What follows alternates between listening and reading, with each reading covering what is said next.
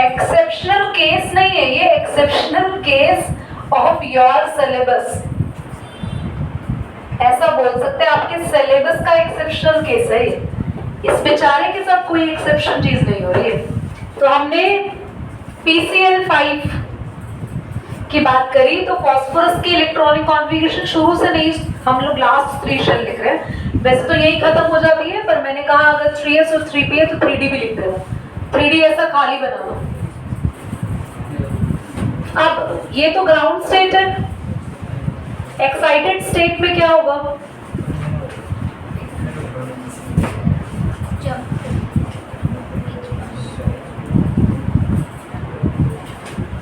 कोई जंप करेगा इलेक्ट्रॉन, ये बताओ? नहीं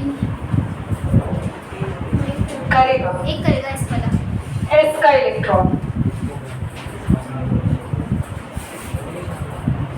तो हमारे पास 5 ऑर्बिटल हो गए बेटा, S, P3 और एक, तो क्या है हाइब्रिडाइजेशन बोलो,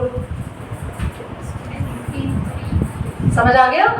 और अब इसके बॉन्ड्स पर डिस्कशन करने पर पहले ही बना लो। एक मिनट। PCl 5 का स्ट्रक्चर अगर आप लोगों को याद हो तो कुछ ऐसा था, ये इसके इक्वेटोरियल बॉन्ड्स होते हैं बेटा तीनों, इसके एक्सियल बॉन्ड है ना, आपको डायग्राम में तो आप लोग ऐसे बनाते हो, पर एक्सियल बॉन्ड ऐसे होते हैं। तो देखो बेटा जतन, ये अगर P है तो इसका एक एक्सियल बॉन्ड आपकी तरफ है और एक पीछे की तरफ है, मतलब इट्स लाइक दैट। ये ऐसे है, एक अबव द प्लेन, एक बिलो द प्लेन। तो ये बॉन्ड ऊपर की तरफ जा रहा है, यानी आपकी तरफ आ रही है, और ये नीचे की तरफ जा रहा है। ये दोनों बॉन्ड्स कैसे हैं? Perpendicular to the triangular plane लिखना, ये triangular plane, to the triangular plane, ये मैंने लिखवा दिया है। तो अगर ये दोनों जो बॉन्ड्स हैं ये ट्रायंगुलर टू द प्लेन रहते हैं, परपेंडिकुलर टू द प्लेन रहते हैं, और ये दोनों बॉन्ड को कॉन्स्टेंटली रिपल्शन मिलता है इनसे, इक्वेटोरियल बॉन्ड एक्सियल को रिपेल करते रहते हैं। तो अगर ये एक्सियल को रिपेल करते रहते तो एक्सियल बॉन्ड्स थोड़े से लंबे हो गए, क्योंकि दूर जाने की कोशिश की उन्होंने, स्लाइटली लार्जर हो गए, और साथ ही क्योंकि इन्हें लगातार रिपल्शन मिलता रहता है तो ये वाले बॉन्ड वीकर भी हो गए, और 2 बॉन्ड वीक हैं, बाकी के 3 बॉन्ड स्ट्रॉन्ग है। लेंथ भी बॉन्ड्स की अलग अलग है, इसीलिए PCl 5 रिएक्टिव भी है। समझ में आ गया? चलिए पॉज मत, रुक जाओ एक बार ना, एक क्वेश्चन और था, इसमें ही पूछ रही थी कि सिग्मा और पाई बॉन्ड कितने हैं? CH triple bond C,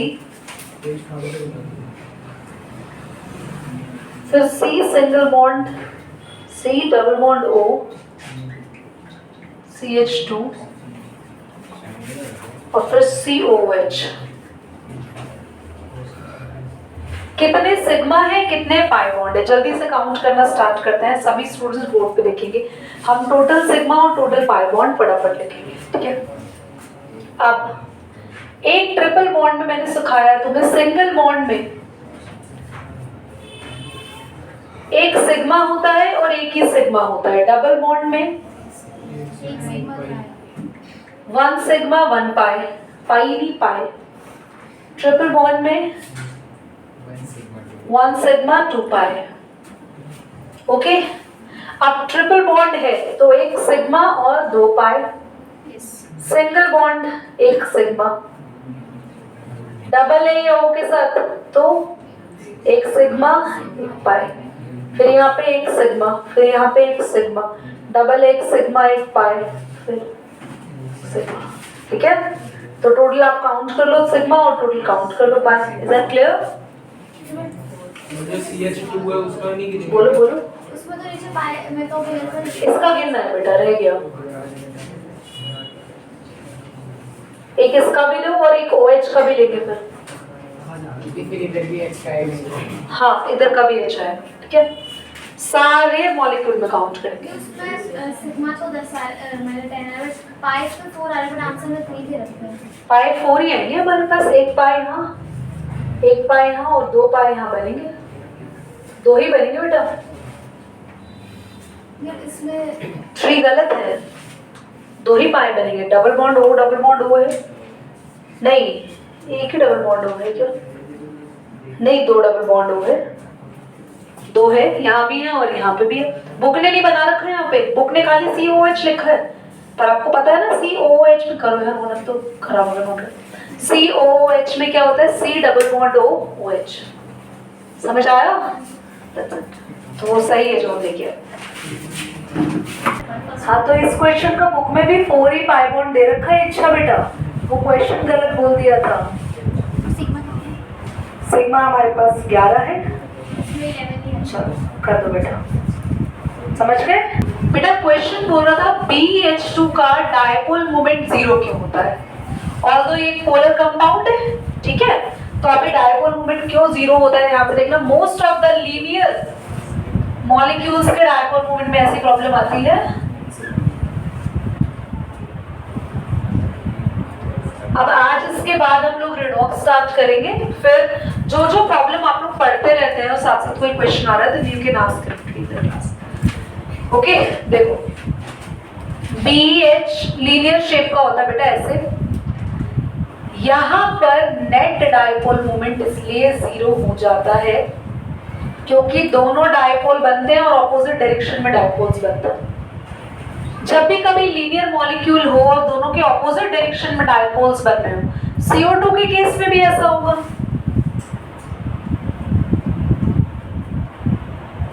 dipole moment क्या हो जाएगा? 0 हो जाएगा, ठीक है। ये डायपोल इधर गया, ये डायपोल इधर गया, तो बस डायपोल मोमेंट 0 हो गया। अब बहुत अच्छा क्वेश्चन है कि why Be2 doesn't exist? Beryllium क्यों एग्जिस्ट क्यों नहीं करता? तो एक काम करते हैं, beryllium, hydrogen, helium, lithium, beryllium 4 electron होते हैं टोटल में। B2 में कितने हो गए? 8 इलेक्ट्रॉन फिल करता है। चलो sigma 1s2, sigma star 1s2, sigma 2s2, bond order निकालते हैं। बिना स्टार वाले इलेक्ट्रॉन है 1 2 3 4, स्टार वाले इलेक्ट्रॉन भी 4 है, 2 से डिवाइड करेंगे, बॉन्ड ऑर्डर 0 आ गया। If bond order is 0 in any case, तो कोई बॉन्ड ही नहीं बनेगा दोनों के बीच में। बॉन्ड ऑर्डर का मतलब क्या होता है? Number of bonds. अगर बॉन्ड ऑर्डर 0 बन गया तो there is no bond between B2, hence B2 doesn't exist। ठीक है, लिख लेना ये एक्सप्लेनेशन, पॉज करें। तो क्लास आज हम लोग शुरू करने वाले हैं एक ऐसा chapter which is going to be super amazing. पहली बात तो ना, ये चैप्टर इजी बहुत है। आप लोगों के पास गिने चुने कुछ क्वेश्चंस आएंगे जो कि मैं बता दूंगी कौन से होंगे, वही आपको पढ़ने हैं एंड वही क्वेश्चंस आते हैं इसमें।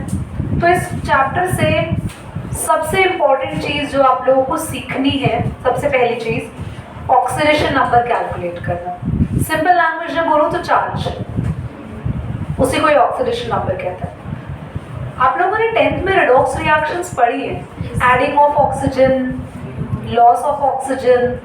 बेटा उसके पापा वाले वर्जन पढ़ने जा रहे हैं आप लोग। तो 10th में तो बच्चों वाली रिएक्शंस पढ़ ली तुम लोगों ने, अब तुम बहुत ही डिटेल्ड प्रोसेस को पढ़ने वाले हो, क्योंकि add of oxygen, loss of oxygen पे नहीं जाने वाले हम लोग, हम इलेक्ट्रॉन्स पे खेलेंगे, हम इलेक्ट्रॉन्स पे डील करेंगे। तो हम लोग रिडॉक्स रिएक्शंस पढ़ेंगे, कैसे फॉर्म होती है, ये सब जानेंगे इनके बारे में। नेक्स्ट थिंग इज कि रिडॉक्स रिएक्शन में एक बहुत इंपॉर्टेंट चीज आती है, बैलेंसिंग ऑफ रिएक्शन। हमने 10th में पढ़ी है बैलेंसिंग ऑफ रिएक्शन, फिर से वो बच्चों वाली थी। अब जो बैलेंसिंग ऑफ रिएक्शन होगी वो ऑक्सीडेशन और रिडक्शन की हेल्प से करनी है, तो वो सब सीखने वाले हैं। फिर एक स्ट्रॉन्ग सा टॉपिक इसमें आएगा, दैट इज इलेक्ट्रोकेमिकल सीरीज, और फिर चैप्टर हो जाएगा एंड। अब ये है कि रिडॉक्स रिएक्शंस है क्या, what are redox reactions? So all those reactions which are including oxidation and reduction process simultaneously, जिन reactions में oxidation होता है, reduction होता है, उन्हें कहते हैं redox reaction. Can you tell me any example where the redox reaction is being happen?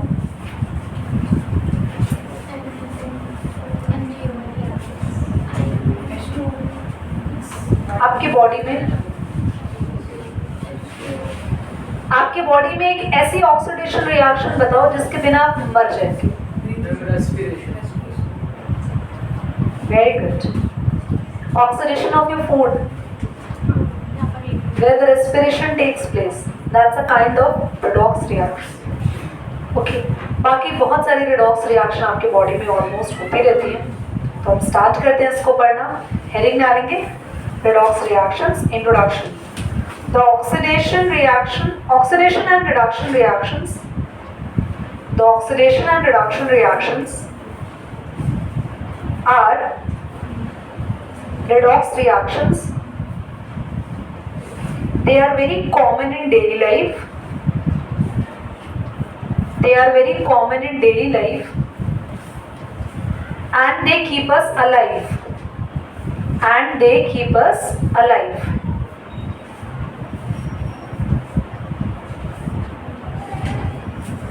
Heading डालेंगे oxidation and reduction reactions daily life के बारे and they keep us alive. Heading डालेंगे oxidation and reduction reactions.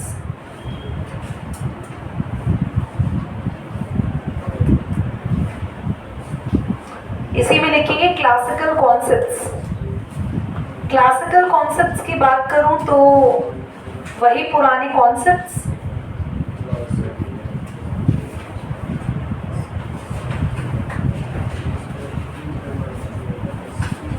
Addition of oxygen और any electronegative elements.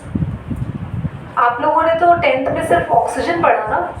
Classical concept में आप लोग यहाँ पर एक और नई चीज पढ़ने वाले, electronegative element. Addition of oxygen और any electronegative element is said to be oxidation, whereas addition of oxygen or any electronegative element is said to be oxidation, whereas removal of hydrogen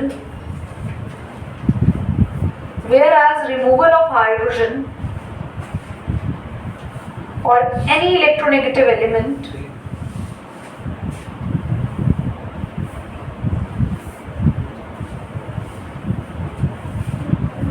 called reduction.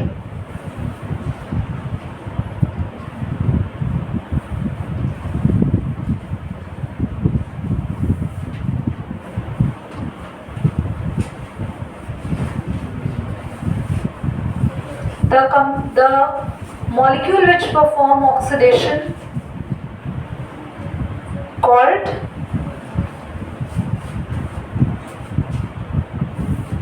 जो oxidation कर रहे हैं उन्हें क्या बोलते हैं? Oxidising agents, reducing agent. जो oxidation कर रहे हैं तो उसका मतलब उसने ऑक्सीजन ऐड करी, खुद तो ऑक्सीडाइज हो गया, दूसरे को क्या करा उसने? Reduce, right? So the molecule which perform oxidation called reducing agents.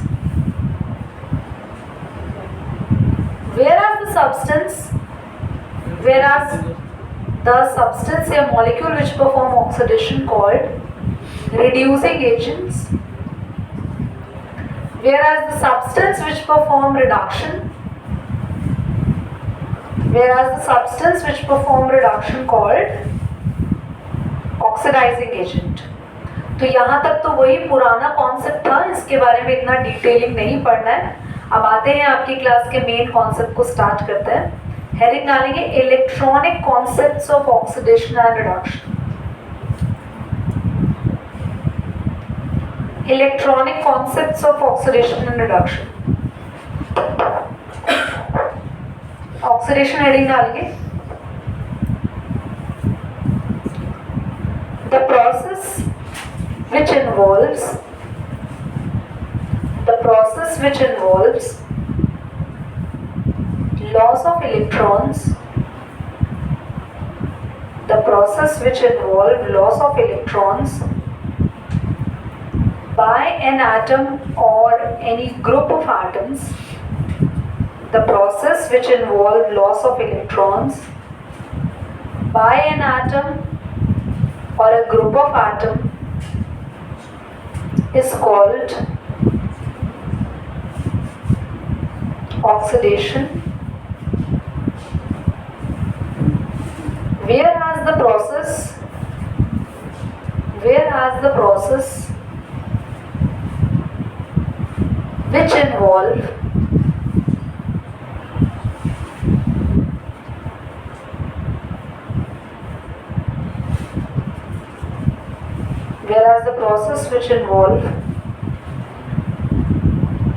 gain of electron by an atom or a group of atom,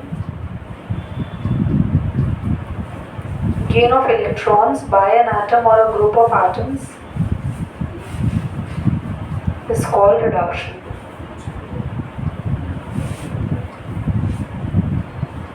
test को पॉज करना एक बार. चलिए, तो क्लास एक बस छोटी सी चीज मैं बता देती हूँ, उसके बाद ऑक्सीडेशन नंबर तुम लोगों को मैंने हेडिंग डलवाई है, वही स्टार्ट करते हैं. The thing is, for example देखो, सोडियम है Na, इसने एक इलेक्ट्रॉन लूज किया और Na प्लस में चेंज हो गया, तो लॉस ऑफ इलेक्ट्रॉन करा ना इसने, तो क्या परफॉर्म किया? ऑक्सीडेशन. वही क्लोरीन है, मान लो एक इलेक्ट्रॉन गेन करके Cl माइनस में कन्वर्ट हो रहा है, इसने क्या किया? रिडक्शन.